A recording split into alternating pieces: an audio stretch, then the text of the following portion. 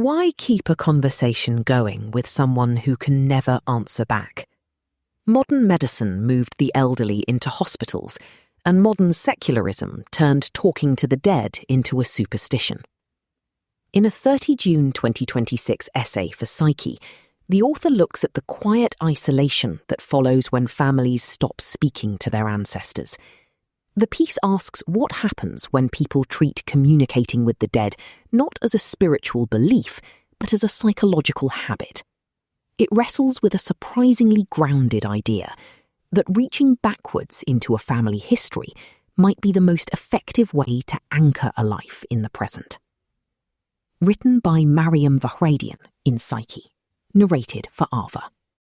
The first time I spoke to my dead grandfather, I was 6 years old. My parents had taken us to Armenia to visit ancient monasteries, eat perfectly ripe apricots, and meet relatives whose names I wouldn't remember. One of our stops was my grandfather's permanent place of residence, Tokhmach Cemetery in Yerevan. "Look who came to see you," my dad announced to the memorial stone, an ornate carved cross known as a hachkar. He nudged me forward gently, placing a red carnation in my hand. "This is for you," I said, and dropped the flower onto the gravel. In my household, dead ancestors were not to be feared or avoided. From a young age, I learned to light hunk, a strong-smelling incense, on death anniversaries, and to tell stories about people I had never met. Later, I discovered that there are many ways to speak to the dead, even after so much time has passed between generations. But most importantly, I learned that talking to your ancestors doesn't involve waiting for a reply. The simple act of communicating without expecting anything in return can bring you closer to them and to yourself. Many cultures around the world actively maintain relationships with the dead through storytelling, prayer, and ritual. In Japan, for example, the spirits of the dead are welcomed during the Obon festival. For 4 days each year, families remember their ancestors by tending to graves, lighting small fires, and making offerings. Similar practices take place during the Mexican Day of the Dead, the Korean Chuseok Harvest Festival, and the Hindu Pitru Paksha Remembrance Period. There are also less formal ways of reaching out. From Chinese Taoist oracles working during the Hungry Ghost Festival to Espiritismo practitioners leading seances in Latin America, intermediaries between the living and the dead operate wherever there is a need for guidance or closure. These practices, however, often assume a spiritual dimension that interacts with the living. But talking to ancestors, as I see it, doesn't require access to an unobservable realm or a visit from those who have passed over. Instead, communicating with the dead can be an imaginative practice that helps create an overlap between past and present, placing us on a larger human continuum. The effects can be transformative. Where individualism reigns, extended family ties have largely evaporated. Though this form of connecting with our ancestors doesn't require access to a spiritual realm, it does involve unpacking certain modern biases we may hold.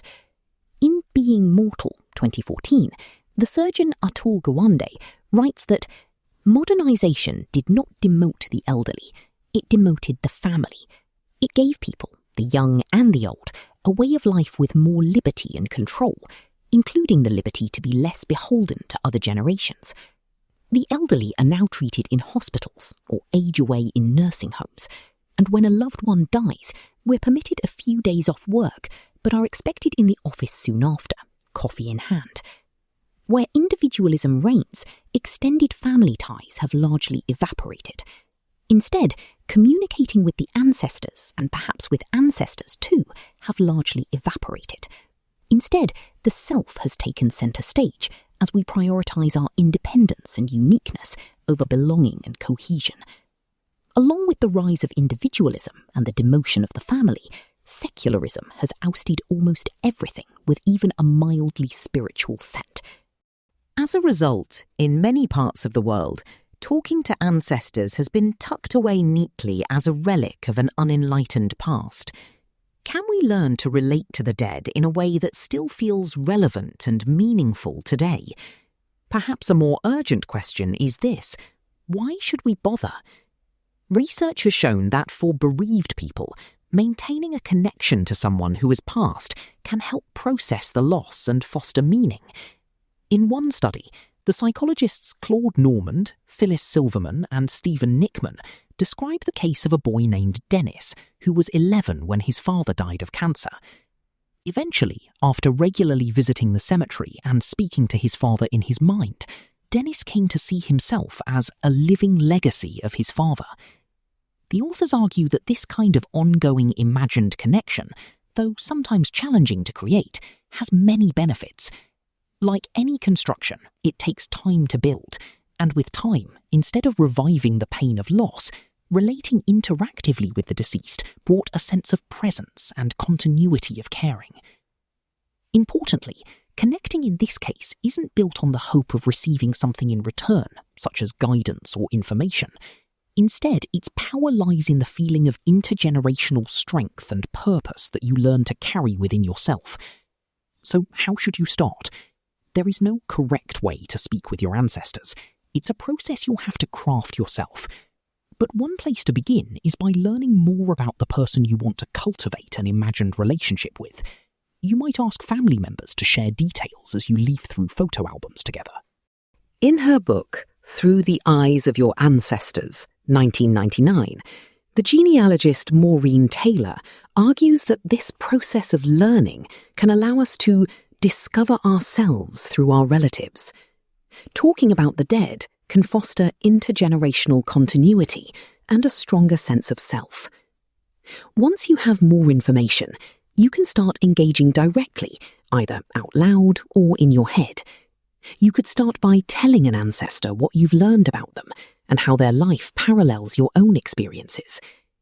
Recently, a friend of mine discovered that her grandfather, whom she had never met, had also worked with people with disabilities.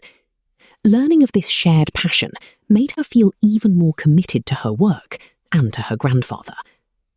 Research suggests that simply telling stories about ancestors can have a positive effect.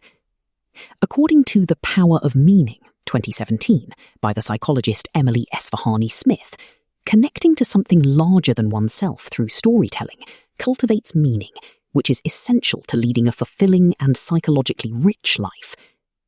Also, adolescents who grow up in families that tell intergenerational stories around the dinner table have better emotional well-being, suggesting that talking about those who have died can foster intergenerational continuity and a stronger sense of self. By retelling their stories alongside our own, we shape more empowering collective narratives. We also expand our sense of time, and with it, our sense of meaning. In a study on the differences between a happy life and a meaningful life, the social psychologist Roy Baumeister and colleagues found that happiness was largely present-oriented, whereas meaningfulness involves integrating past, present, and future. Building imagined connections with our dead ancestors may be one way of practicing such integrations. Talking out loud or in your mind are not the only options. As an alternative, you might prefer writing a letter. In the past, engaging with the dead in this way was much more common. The scientist Marie Curie, for example, kept a diary of letters written to her husband after he died in 1906.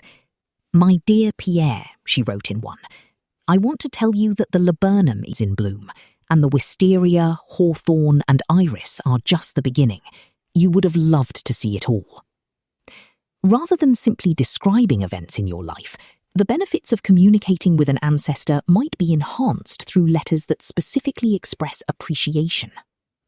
In a study from 2021, graduate students wrote gratitude letters to someone who'd had a meaningful impact on their lives. These letters were then delivered to the person and read aloud by the students.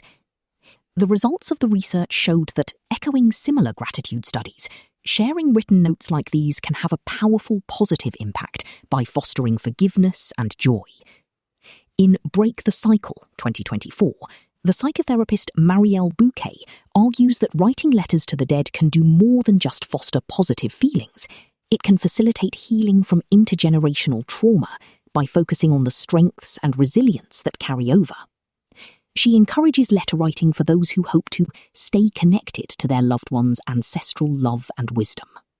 It's possible to create an imagined relationship that weaves many complex realities together. I've observed this firsthand with communities that have experienced extreme adversity. A few years ago, I worked with Armenian psychologists and the Dulwich Centre in Adelaide, Australia, to design narrative interventions for Armenians who developed PTSD after being displaced during the 2020 Nagorno-Karabakh War. One activity we included in the 6-week programme was a letter-writing intervention, often used in narrative practice, a form of therapy that helps people author their own life stories. In the programme, participants wrote to ancestors or deceased family members, telling them about their struggles in their new homes or how much they missed them. This programme has now been carried out with more than 500 Armenians, with 92% reporting an improvement in personal agency and belonging. While anyone can speak to the dead, some may find it more challenging than others. In certain cases, families may not want to share details about ancestors due to shame or stigma around certain narratives. And for those families who have faced genocide or displacement, details might have been lost or erased. So, what should you do if your family doesn't share stories about ancestors, or there simply isn't enough information available? Regardless of the amount of available information, it's still possible to create an imagined relationship that weaves many complex realities together. When I interviewed young Armenian Americans living in the United States for a research project, I discovered that some individuals were able to create narratives based on more general collective stories heard in their community, while others found that even telling stories of pain and hardship had positive impacts. In these interviews, people used words like pride and perseverance when reflecting on familial hardships. Additionally, simply learning more about their family history, even when those details were painful, helped them make better sense of their own lives and develop a personal responsibility to continue telling these tales. If the future generations don't tell these stories, who's going to do it? One participant asked. These inherited narratives can become integrated into the storyteller's identity and contribute to a resilient and coherent sense of self. In one study with younger generations of Armenian Americans, the stories of great-grandparents were relayed using words like we. The interviewees shared these stories as if they had lived through the events themselves. Remaining silent about family pain is rarely an effective strategy for healing it, writes Mark Wallin in It Didn't Start With You, 2016. The suffering will surface again at a later time, often expressing in the fears or symptoms of a later generation. When I first read Wallin's book, I thought about the story of my maternal great-grandmother, Nana Mam, whose husband had been killed during the Armenian genocide of 1915-16. I was in my 20s by the time I learned that her second husband was a controlling man who'd taken her away from her 4-year-old son and forbidden her from travelling to visit him. In my family, like so many others, suffering that had snowballed over generations was often tiptoed around.